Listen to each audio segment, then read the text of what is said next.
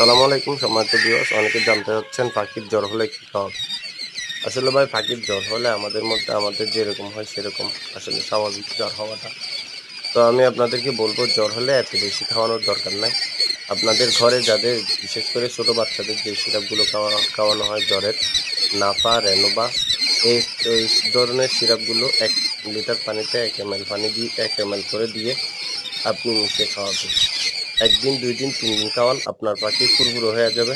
যত ধরনের ব্যথা বেদনা এবং পাখ ছেড়ে দেওয়া মানে বিভিন্ন ধরনের রয়েছে, সমস্ত কিছু ইনশাআল্লাহ চলে যাবে এবং পাখিগুলো অনেক ফুরফুরে এবং জ্বরটাও চলে যাবে, অনেক সুন্দর হয়ে যাবে। তারপরে আপনি ভিটামিন হিসেবে ইসেল যদি থাকে আপনি ইসেলটা খাওয়াতে পারেন। ক্যালকুলাস থাকলে সেটাও খাওয়াতে পারেন। কারণ জ্বরের কারণে অনেক ক্ষয়ক্ষতি হয় পাখির, অনেকটা দুর্বল হয়ে যায়। সেটা চলে যাবে এবং সবলতা আসবে। আসসালামু আলাইকুম।